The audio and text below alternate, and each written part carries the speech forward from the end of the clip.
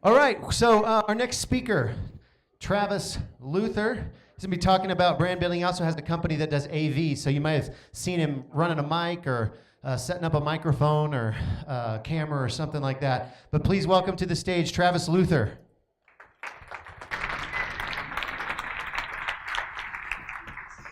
No, I'm good. All right. Thank you. Thank you for your patience, Travis. Oh, no problem. While everyone looked for their numbers. No, that's just fine. That's just fine. First I want to say to Travis and Paul, this is a killer conference. I've been to a number of these, and it must be very cool to organize this and look out at all of these people who have come here for your talent and your content. So let's give them a round of applause. Another thing I'll mention, because I know these guys, is make sure to visit the sponsors because they're what keeps your ticket price lower. And so if you like this conference and want to keep coming back, make sure to chat with those folks. Okay, so I am in the technology business, or have been in the technology business for the last almost 15 years, 12 years, the legal technology business. And I've done technology for lawyers, which has been from anything from websites and online marketing all the way to sitting in trial and consulting consulting with attorneys about how to present stories to jurors. And so storytelling has been a really big part of my life over the last 10 years. But funny thing is, the Colorado Trial Lawyers Association actually asked me to give a talk one time on legal technology and to go over all the cool legal technology that existed at the time of my talk. So I was super, super excited, and so I lined up so much technology for this talk. I had videos and chats and software demonstrations and all of this stuff relying on the internet, and the problem is none of it worked. So I was the expert who was supposed to get up and talk about trial technology, and it all failed, and I looked like an ass, and they haven't invited me back since. The lesson for you in my own misery, is that we do have a lot of great technology here. We have keyword tools, and we have data collection services, and they're all awesome. But what I want to impart on you in this presentation is that words still matter. And when we talk about making authentic connections with customers, it's about those words, it's about those stories. I'm going to share with you my strategy for doing a better job of that. Okay? So who is this talk for? It's for anyone who's asked themselves, why the fuck am I doing this?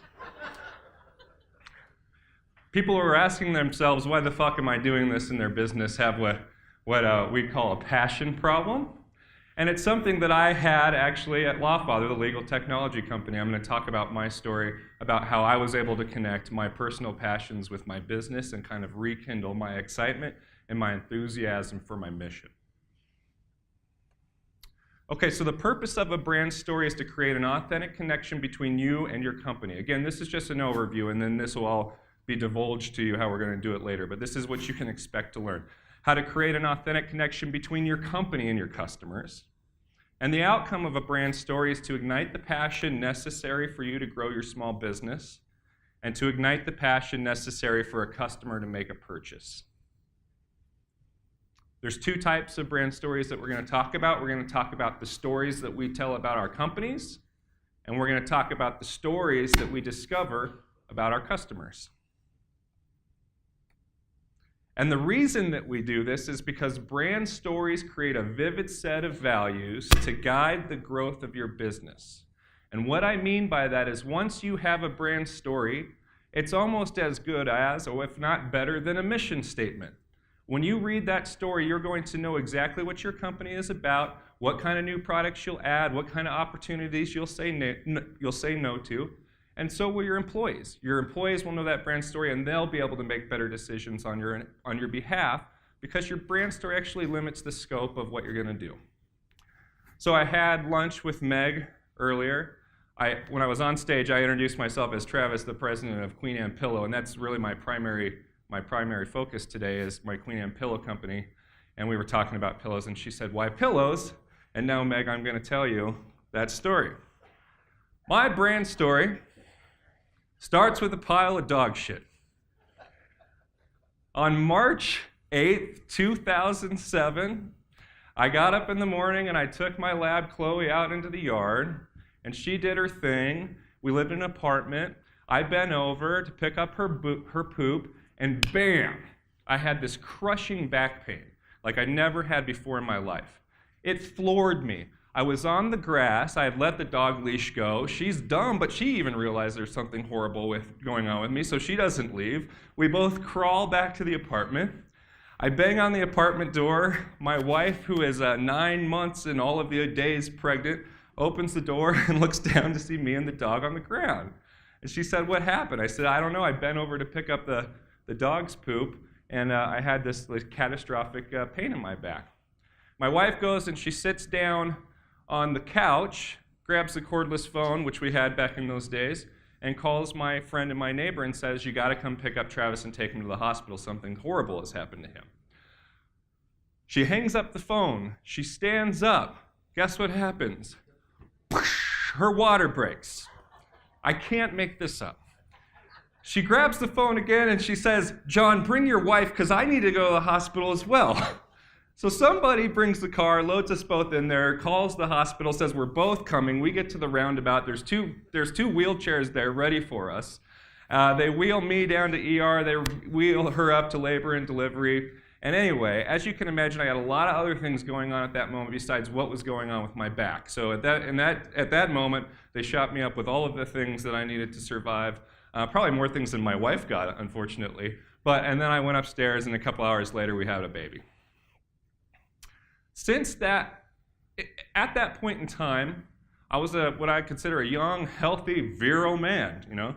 I did snowboarding, I did skateboarding, I was very active, and I weighed 205 pounds. The day after that injury, and for the next almost 10 years, I lived with chronic back pain, so debilitating that I wasn't able to do any of those things that I loved anymore. And by 2015, I had ballooned to 260 pounds, which is 50 pounds more than I weigh right now. And when I met my wife, I weighed 200 pounds. So this was quite a change. And this was something that happened slowly, and this was a person who I became over a long period of time. And one day I looked down at myself, and I said, "God, what the hell has happened?" As a lot of us do, right? And I decided I got to make a change. I started to make a change, but I was so uncomfortable. It turned out what I had was, this is kind of hard to see, but I had about 30% of my spinal cord available, and all of the rest of those nerves and everything that allows your legs to function and your body to be pain-free were being impinged into my spine, and furthermore, that disc was breaking off into little pieces, and those pieces were falling down the nerve routes of my vertebrae. I'm not a doctor, I think I'm getting this right. But that's all the material that they pulled out of me, and I was supposed to have a little incision. Oh, it's not there. Oh, the second picture didn't load. Anyway, there's a picture there of my back of where the incision was supposed to start, and then the meatloaf that it became as they worked their way down my spine to pull out those little bits. But anyway, I had the surgery, and I was ready to change my life. But one thing that kept entering my head over and over again is all of these pillow companies that promised pillows that would alleviate neck pain and make your neck feel better and allow you to sleep. And the question I asked myself when I was ready to hit my recovery is there a pillow that can help alleviate my back pain and a pillow that can help me feel better? I searched all over the internet, I searched all through stores, and basically this is what I found out.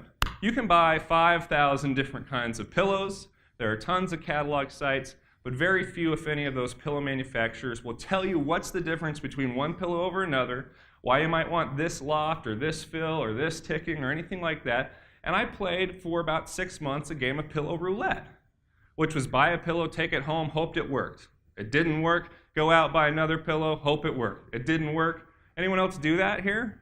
I'll bet if I ask how many of you need a new pillow right now, 80% will raise your hands. How many need a new pillow right now? Well, I am your guy, queenanpillow.com. But it's a game we all play, pillow roulette, and I was so mad about it. So I reached out to a couple manufacturers. I said, I have an idea for what I need for my pillow, for my back problems. Would you let me fiddle with it? Would you let me fiddle with some pillows?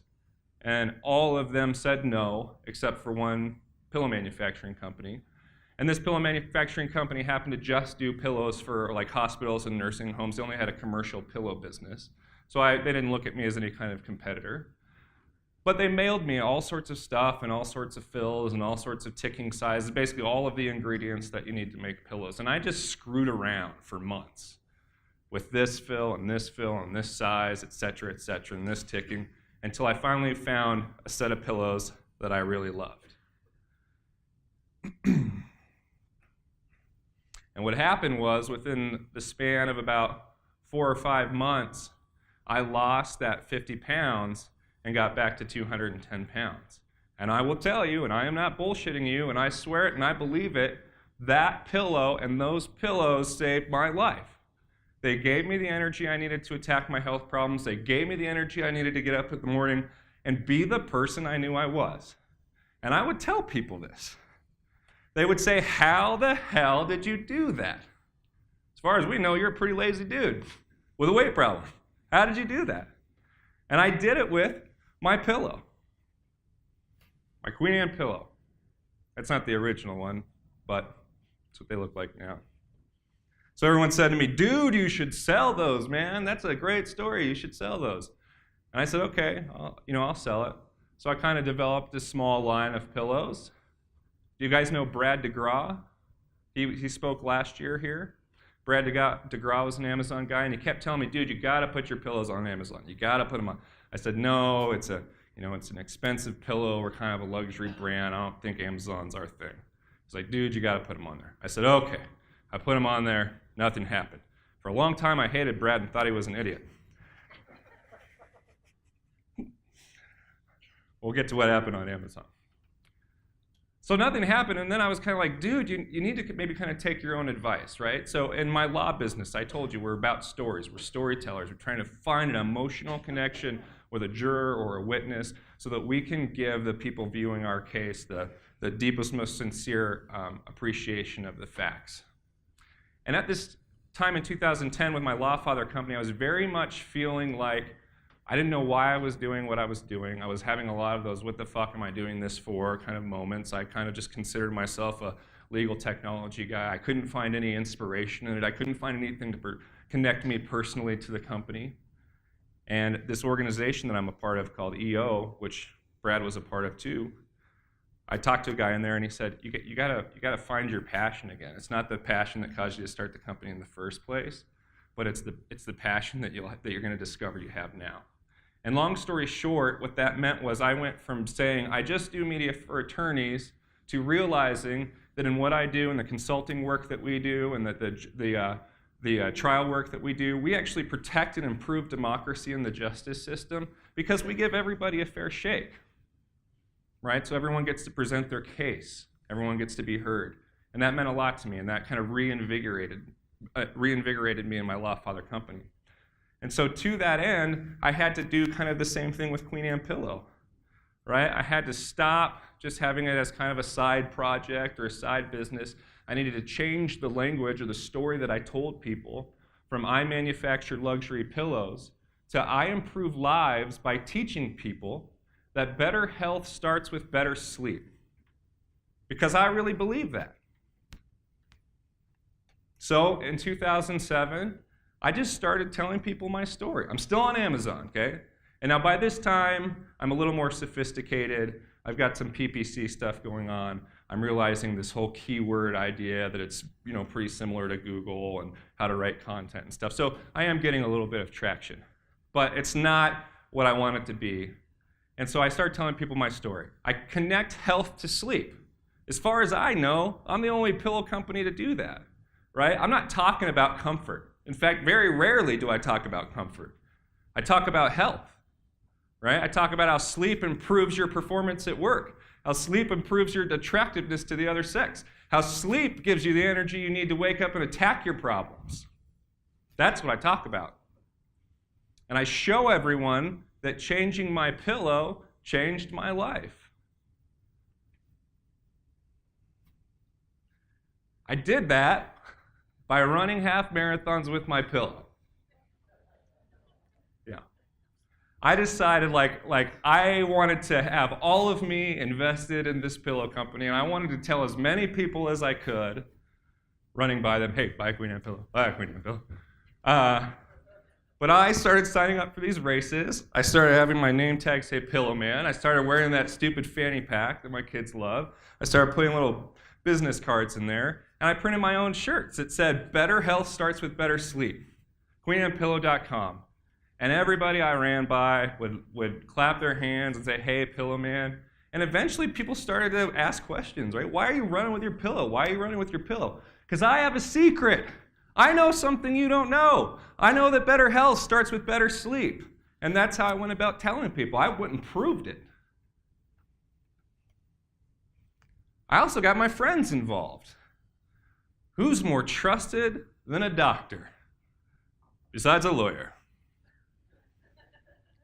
I had doctor friends, right? I'd ask them. This is my friend Flora. Flora, do you think that better health can be achieved through better sleep? She said, yeah. I said, do you look at these Harvard studies that tie all that together? Yeah. Does that seem reputable? Yeah. Do you agree with that? Yeah. Would you mind making some statements about that with regard to my pillows? I'll give you 4. I'll give your sister 4. She said, no problem. Give them to me. If I like them, I'll give you a testimonial. So, some of these images aren't loading, I'm sorry. But so what I did was I took that whole story. I took the pictures of me running with my pillow. I took my friend Flora's statements about health and sleep, and I started incorporating that into my EBC content. And I started making that the focal point of my sales, if you will, over 300 thread count, sateen stripe ticking, blah, blah, blah, blah, blah. And what happened was, in 2016, we did about $230,000 on Amazon. And in 2017, right at that point that I started that, you just see it shoot up. We did $1 million last year, $885,000 of that was on Amazon. I added this storytelling to my EBC, ran with my pillow, updated that content, and connected with consumers in a way that other pillow companies hadn't. Okay? Because I spoke to the feelings, I spoke to what people wanted. I didn't talk about price and features, but I talked about my story, and I was able to connect with enough people that we created $1 million business in about a year. Anybody here know what percentage of all U.S. businesses that are started achieve $1 million in revenue?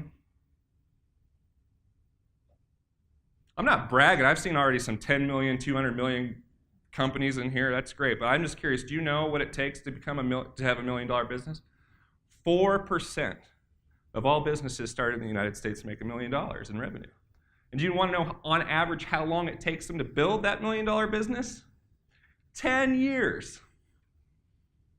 And what I'm trying to impart on you is that through shifting my strategy from product, prices, and features to storytelling and creating authentic connections first with myself and my product, and second with my customers, is that I was able to do something that only 4% of all businesses are able to do, and I was able to do it in about 1/5 of the time.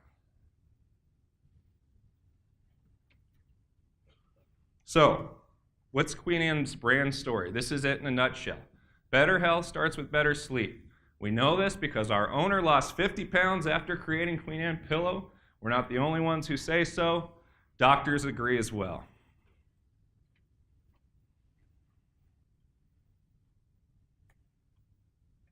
So the brand story for me, it created an authentic connection between me and my company, right? I was able to throw myself back into this. I was able to find what it was inside of me that was connected to that company, right? I'm not a manufacturer of luxury pillows. Do I look like that person? No. And I was able to create an authentic connection between me and my customers, right? So I was able to find people who, as soon as they read that story, they knew this is the right pillow for me. This is the right company for me. The outcome, again, was that my passion was ignited. It allowed me to grow my business, and it ignited a passion in my customers who felt like who became motivated to make a purchase. All right, so let's say you want to create your own brand story. Well, where do you start? Okay? You start with what problem do you really solve? So by now, Yell out, what problem does a Queen Anne pillow solve? Huh? Pain. Health problems, right? That's what I've been saying. I didn't say that it helps you fall asleep faster, you don't tussle and rustle and all that, you don't all this other stuff. Like Queen Anne pillow improves your health.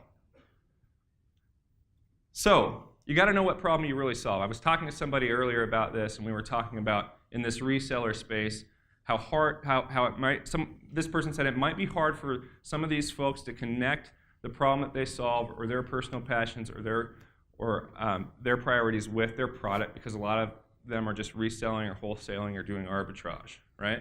And I don't buy that. So I thought, what's the simplest thing that somebody in here might be selling who would think there's no way that I can create a brand story around that? And my friend said, oh, maybe a phone charger, right? So what is the problem that a phone charger solves? Dead battery? Okay. Who thinks that's the problem it solves? Just you. What's that? Okay, calling your family. Good, we're getting closer. A phone charger solves the problem of being connected to your community. That's what it solves, or being connected to your family. Why do you need to charge your battery? So you don't miss out, right? So that is the root of the problem that you need to come to understand. If you're already saying to yourself, I don't feel like I can connect anything worthwhile or cool to my product, you need to think deeper about what is it that your product solves, right? What is that real problem that it solves? For example, t-shirts, right? Was Ken still in here? All right, so merch, right? This is big. What problem does the t-shirt solve? No one has any idea? Keeps you warm, blocks the sun, keeps you from getting arrested. Yeah. Pretty darn close, yeah. The problem that it solves is it allows you to signal to other people who you are. It's your identity. That's what fashion solves for all of us, right? So these merch t-shirts and all these designs that you're doing, the problem you're solving is you're helping me let other people know exactly who I am. And that's a huge problem. Huge problem. That's why we're all wearing different clothes in different styles, because there's a message that we're trying to set. So even in these graphic tees, we're solving a really big problem. How do you solve it? In this case, we solve it with a phone charger, we solve it with a tee, okay? And why do you care? Can you write down why it's important to you to keep people connected? Not why is it important to you to sell phone chargers, but why is it important to you to keep people connected? Maybe you've had an experience. Maybe you were in a flood. Maybe you were in a tornado. Maybe your wife was in labor and you were downstairs in the ER and you needed to connect with somebody. But you probably even have a story there about why it's important to you to keep people connected. And you can use that as a catalyst for creating your brand story. Another thing you can ask yourself is, you don't have to answer all these questions, but use them to answer some of them to create your brand story, is why are you in the best position to solve the problem? Can you make a statement about that? I can tell you that's a really important question. If you can't tell me why you're in the best position to solve this problem, you're probably not going to be in business very long. Right? You've got to be the person to solve this problem, and you've got to believe it with all your heart. And from there, you can craft what's your story. Right? Why'd you get into this industry? Why'd you decide on this product? Why does it matter to you? And why are you the person in the best position to solve it? Once you do this, you got to know who your customer is. And I put single customer there because if you read my bio, I've been a professor of entrepreneurship for 4 years. And I serve as entrepreneur in residence at the University of Colorado, Denver right now. And when I start my introduction entrepreneurship courses with my students, and they come with their business ideas and their plans, and I say, okay, who's your product or service for? Guess what they tell me all the time? Everybody, right? That's the classic answer. Well, it's for everybody. Isn't it great? Don't you want to invest? We're going to sell it to 320 million people in the United States. Well, infants are going to use it? No. I mean, the truth is it's not for everybody. So then I ask them a second question, and it's really hard for them to answer. I ask them, okay, Steve, if it's for everybody, tell me one person who it's for. Well, what do you mean? Well, tell me one person who it's for. Well, it's for everybody. Well, if it's for everybody, you should be able to tell me one person that it's for, right? So how do we start to break down that one person that it's for? Well, the thing that I ask my students to do is I say, stare back at that door. Actually, everybody do this. Stare back at that door where Kyle from Amazon, who's not here officially representing Amazon, is sitting. And I want you to think for a minute. That door is going to pop open. I want you to think about the business, your current business, right? That door is going to pop open, and through it is going to walk the person you would bet $1,000 on is definitely going to buy your product right now. What does that person look like? What does that person wear? Where does that person live? Right? That's all the things you want to know. What does that one single person look like? Where do they live? How am I so sure that they're going to buy it? You know what those are called? Demographics. Right? We want to create a demographic profile of the customer who's most likely to buy our product just by us telling them about it. Right? There is somebody there there's somebody like that for everyone. For me, it's my mom.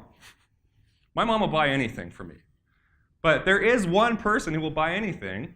You just got to think about it. So if you think about Facebook, right, and all this trouble that we've got in with Cambridge Analytics and stuff, and I don't know if you realize this, but now you can go look and see what Facebook has you pegged on as far as your demographic profile. But these are questions that advertisers can ask about you when they go to target you. Your age, your gender, income, education, occupation, political orientation.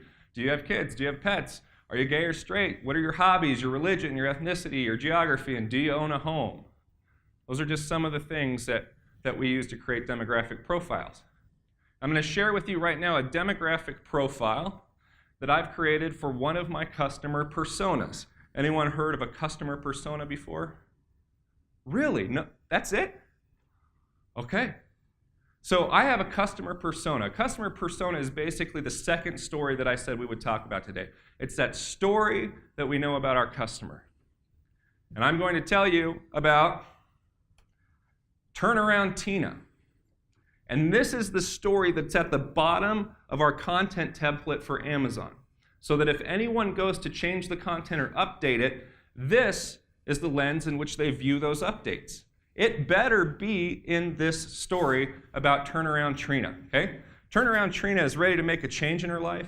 She's a 42-year-old mom who has just started to realize that her body just doesn't feel and look like it used to. She started to watch what she eats, and she's thinking about incorporating an exercise program, but because she works full-time, she's pretty busy. That's why she needs amazing tools to help her successfully get in shape. She's discovered Queen Anne Pillow and is excited to read that the Duke can help her on her journey. She's never considered that a pillow can play such an important role in improving her health, but now that she's read Queen Anne's brand story, it makes perfect sense. Being refreshed after each workout means having the energy she needs to attack the day. She's a little concerned about the price of the pillow, but the 30-day money-back guarantee and the fact that it's machine washable make it worth the risk. After all, what's $100 compared to a lifetime of good health? Plus, she works hard and she doesn't have to ask for permission to spoil herself. So all of our advertising now goes through this.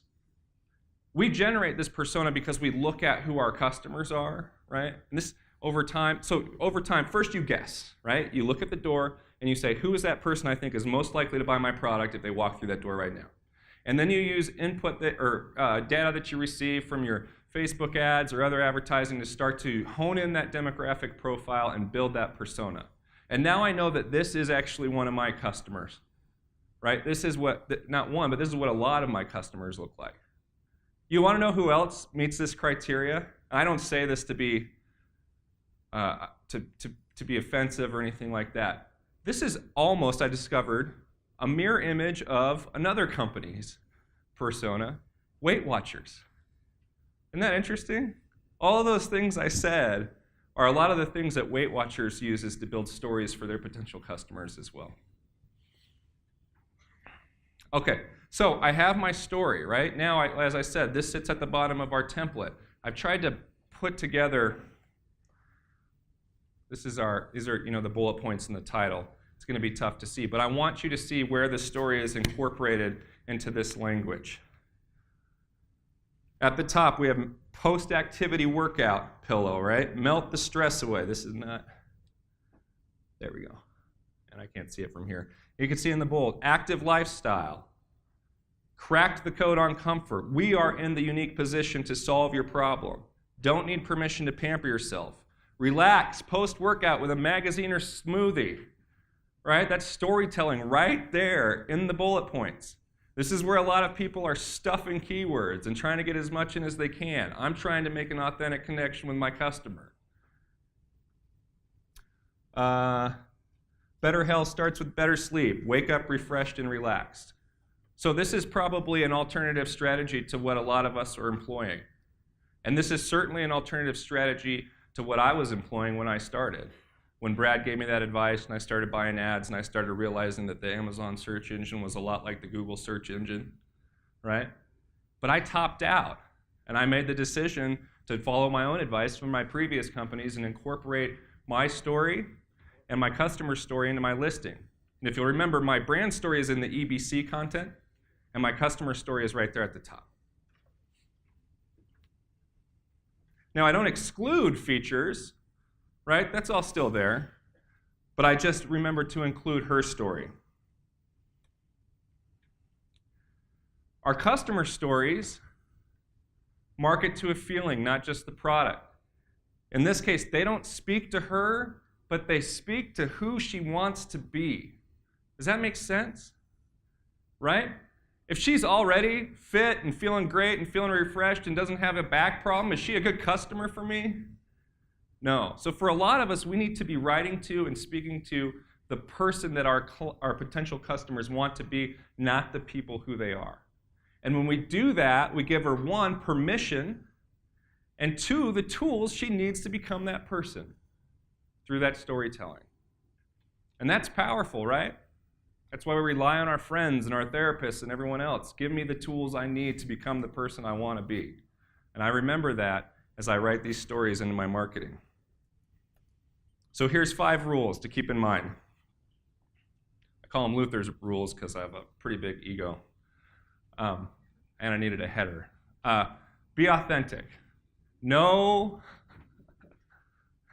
your own values and your own interests, and make sure to connect personally. Do not fake this or it won't work. Does anyone in here doubt that I am super passionate about pillows? Or that I'm not being authentic? No. It's this authenticness that really sells these pillows, and it's my story. So make sure it's authentic. Know your customer, right? Know that your pillow or your phone charger or your dog kennel is not for everybody. But find out who it's for. I also tell my students it's always better to make sure that 1% of all the people who visit your listing buy than to have 50% of them who still aren't sure. Make sense? Make sure that those people that you're going to connect with know right off the bat, this is the right company for me, or this is the right product for me. And to do that, you got to be brave. And to be brave means sometimes saying, it's not for everyone. But I know who it's for. It's for Turnaround Tina. I got another persona for Luxury Larry. Right? I know who these pillows are for.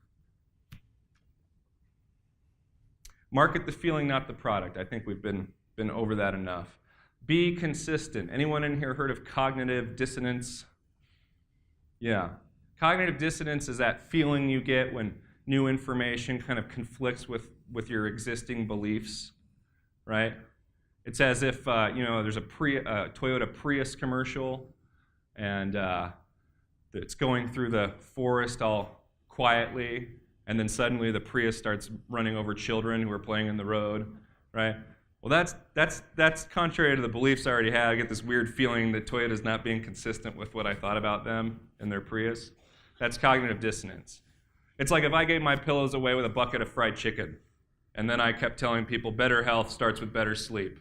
Enjoy Queen Anne pillow and your bucket of fried chicken. And deliver real value. Someone else said this too. I don't remember who it was. But if you're a small company, right, or you're just starting out, and you don't deliver value, but you compete on price and you compete on volume, you're not really building a brand. You might be able to make a little bit of money for a little while, but to truly build a company or build a $1 million company, you also have to deliver really good products. You need to make sure that, as we say in the Amazon sphere, right, 4.2% of the people who get your product love it. and don't have any complaints and are willing to tell other people about it. If you deliver shit, that's never going to happen.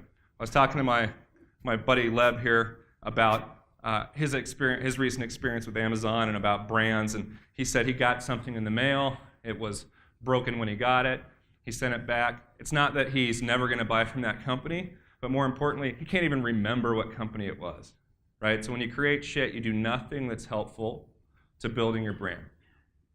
So make sure to deliver real value. So in conclusion, I think the projector knows that I'm what stands in the way between you and the Rockies. All right, so I'll read it. In conclusion, Abraham Lincoln was a fine president. To connect your brand and ignite the passion necessary for real growth, for that $1 million growth, you really got to be authentic. You got to create a brand story, and you have to be consistent in it. Through that, you'll sell more on Amazon, create lasting, authentic relationships with your customers, and turn them into repeat buyers. I'm not saying that because I think that's true. I'm telling you that because I did it. And it was an awesome experience. It reignited my passion for entrepreneurship and what I was doing, and it's made every day awesome. And it's been a very long time since I asked myself, what the fuck am I doing this for? Thank you.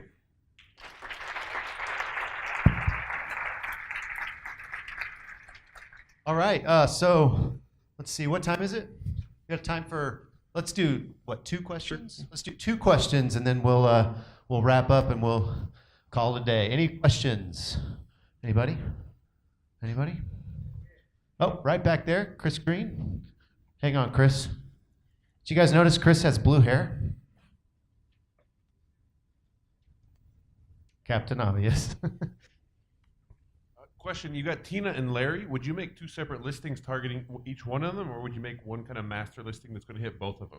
There's a pillow for everyone, and Tina's and Larry's are not the same. Yep. So 2 separate listings. Mm-hmm. Anybody else? Right over here.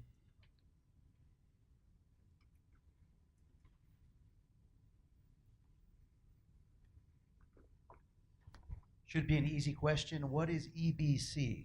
Enhanced brand content. Yeah. And I think Can you share a little bit about that, just so those who don't know what that means and what that is? Yeah, so I know that earlier some of you held your hands up and said you're brand registered or you have your own brand. Is that right? Are those people still here?